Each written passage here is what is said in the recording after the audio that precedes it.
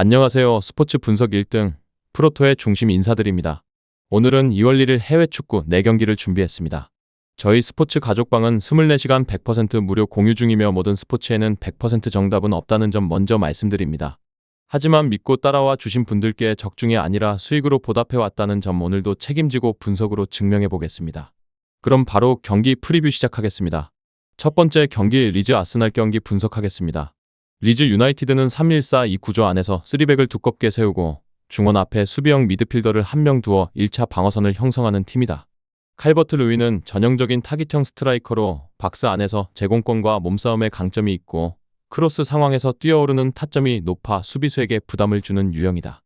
에론스는 왕성한 활동량과 전방 압박이 장점인 이선 자원으로 측면과 하프 스페이스를 누비며 상대 빌드업을 흔들고 볼을 탈취하는 순간 빠른 전진 패스를 선택하는 성향이 강하다. 슈타우는 중원 앞을 지키는 수비형 미드필더 역할을 맡아 피지컬을 앞세워 태클과 인터셉트를 시도하며 탈취 후에는 단순하지만 안정적인 전개로 양측 윙백과 이선을 찾는다.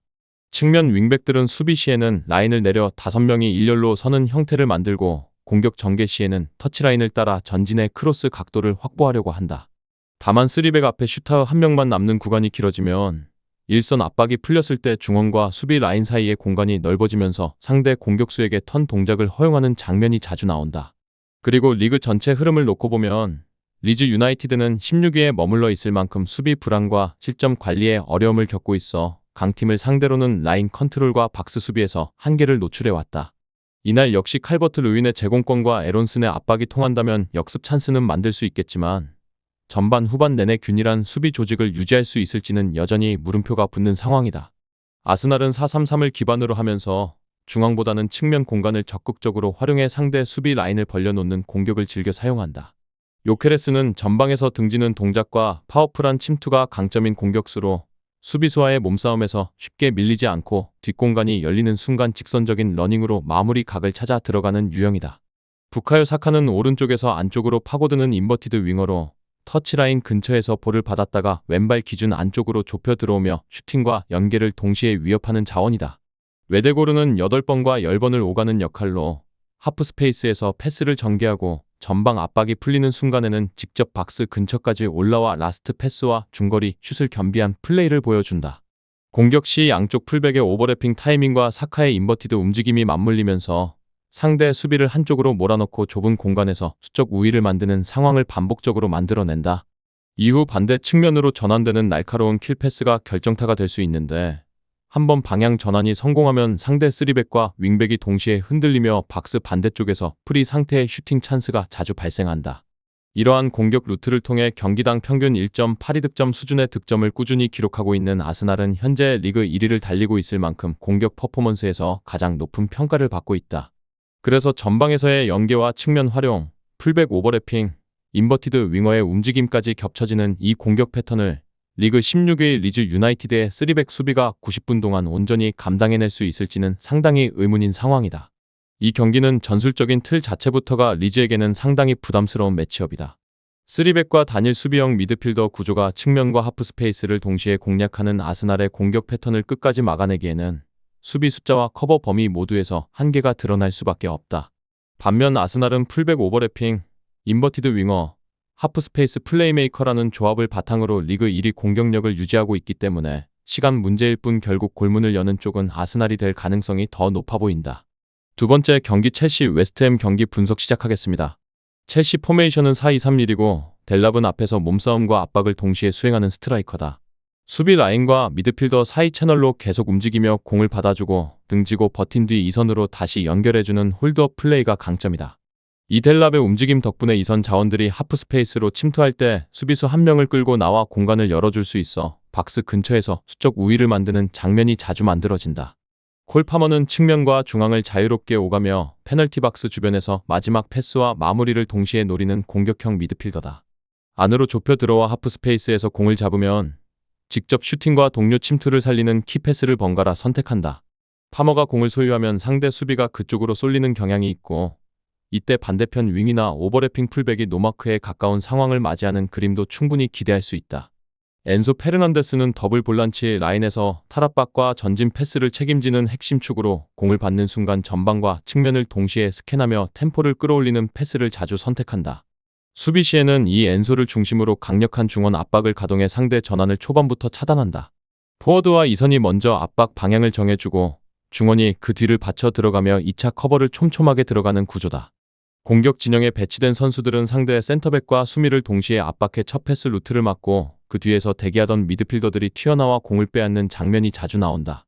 이 전방 압박이 제대로 걸리면 상대 빌드업은 쉽게 꼬이게 되고 탈취 직후에는 파머와 델랍을 축으로 한 빠른 역습 전개가 이어지면서 박스 안에서의 마무리 장면을 반복적으로 만들 수 있는 팀이다.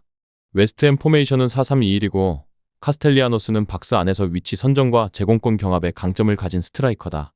크로스와 컷백 상황에서 골문 앞 위험 지역을 점유하며 한 번의 마무리를 노린다. 다만 빌드업에 깊게 내려와 관여하기보다는 골문 근처에서의 마무리에 비중을 두는 성향이라 팀 전체 전개 속도가 느려질 경우 경기에서 사라지는 시간대가 길어질 수 있다.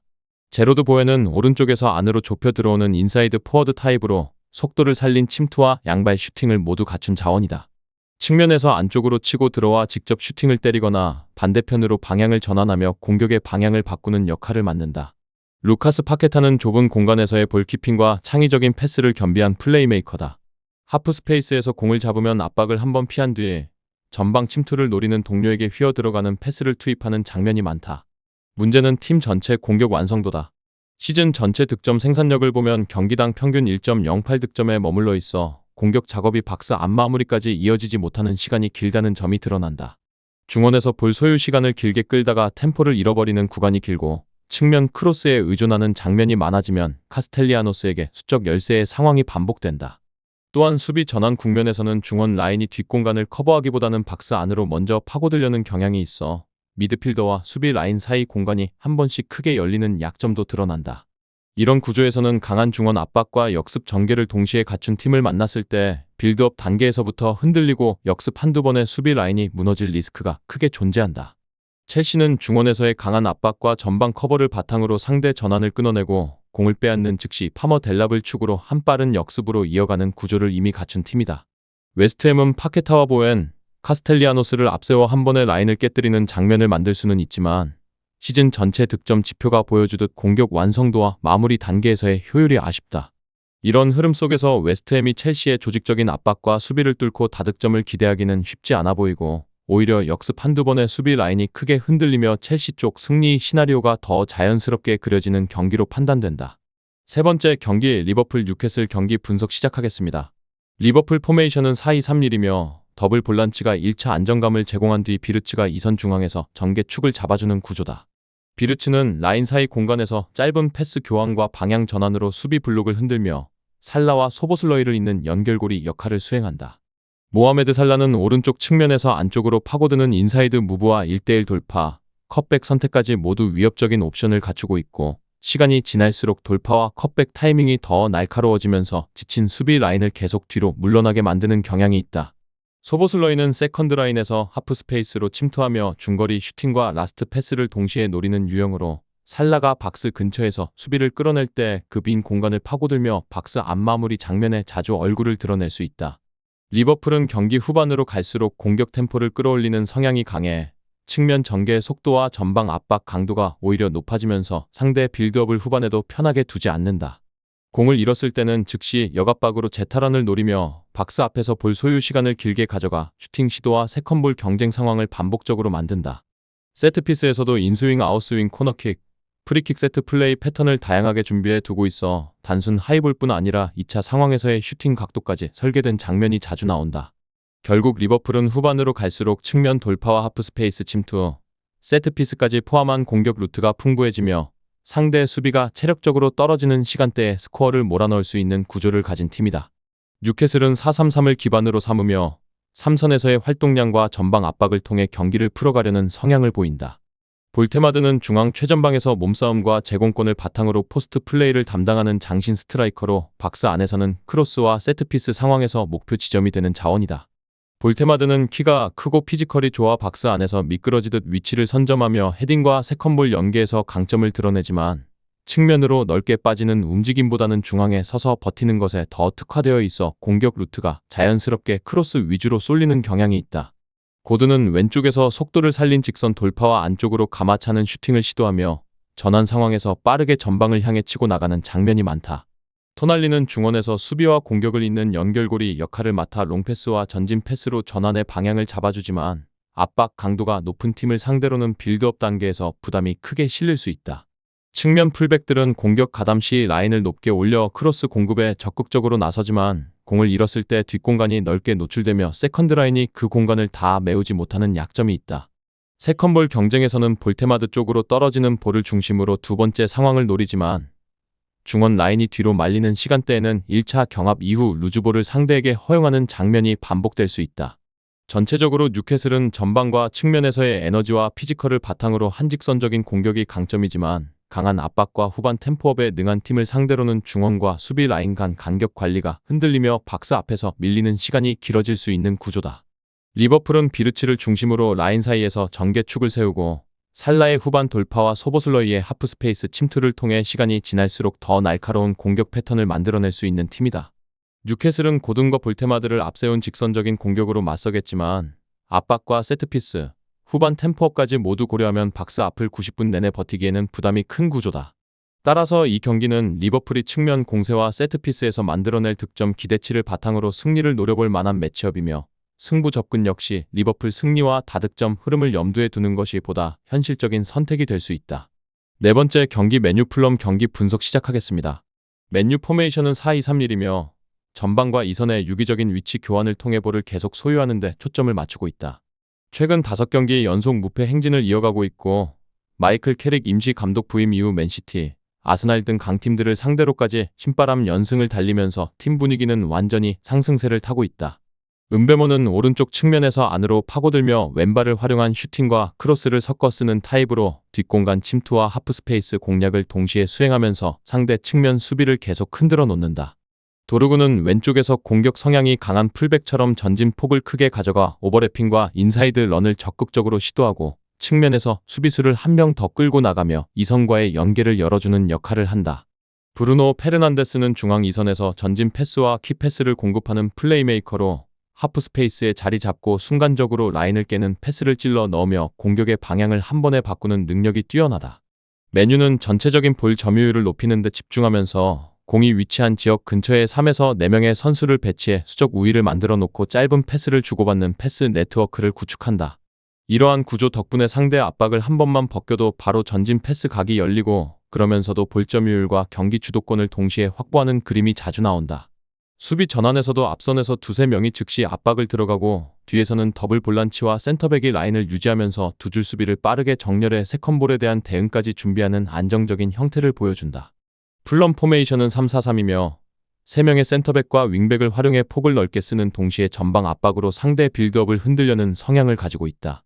라울 히메네스는 중앙에서 버티는 힘과 제공권이 좋은 스트라이커로 등지는 움직임으로 볼을 지켜내고 윙포워드에게 내주는 연계 플레이와 박스 안에서의 헤더 경합에 강점을 보여준다. 윌스는 측면에서 안쪽으로 좁혀 들어오는 움직임이 많은 윙어로 왼발 크로스와 중거리 슈팅으로 위협을 만들지만 전환 상황에서 볼을 잃는 장면이 나오면 곧바로 팀 전체가 역습에 노출되는 양면성을 안고 있다. 케어니는 중원에서 템포를 조율하는 미드필더로 전개 속도를 조절하며 좌우로 공을 배분하지만 강한 압박을 받으면 터치 수가 늘어나고 세컨볼 대처에서 한 발씩 늦게 반응하는 약점도 드러난다. 3명의 센터백이 버티고 있기는 하지만 윙백이 전진한 상태에서 공을 잃으면 사이드와 하프 스페이스가 동시에 열리면서 중앙 수비에게 부담이 과도하게 쏠리는 구도가 자주 만들어진다. 또한 미드필드 라인이 볼 주변에 빠르게 압박을 가하지 못하면 최종 수비 라인 앞 공간이 비어버려 상대 이선 자원에게 슈팅 각도를 허용하는 장면이 반복되는 편이다. 그래서 상위권 팀을 상대로는 공격적인 의지를 드러낼수록 역습에 노출되는 빈도가 늘어나고 한번 경기 흐름을 잃기 시작하면 라인을 조정할 틈도 없이 실점 위험에 시달리는 경우가 많다. 맨유는 캐릭 체제 이후 볼점유율을 바탕으로 한 안정적인 전개와 수적 우위를 통해 상대 압박을 풀어내는 구조를 완성해 가고 있다. 반면 풀럼은 공격적인 색깔을 유지하려는 과정에서 전환 상황 수비와 공간 관리에서의 약점이 반복되고 있어 올드 트래포드 같은 어려운 원정에서는 이 허점이 그대로 실점으로 이어질 위험이 크다. 종합적으로 봤을 때 이 경기는 메뉴가 점유율과 패스 네트워크 그리고 홈 경기장의 분위기까지 장착한 상태에서 승리를 노려볼 만한 구도로 판단된다. 이상으로 2월 1일 해외 축구 4경기 프리뷰 모두 정리해드렸습니다. 지금 보신 분석 픽은 저희 가족방에서 매일 무료로 공유되고 있으며 조합픽을 통해 꾸준한 수익을 원하시는 분들은 서둘러 입장해 주시기 바랍니다. 오늘도 영상 시청해 주셔서 진심으로 감사드리고 좋은 결과로 다시 찾아뵙겠습니다. 감사합니다.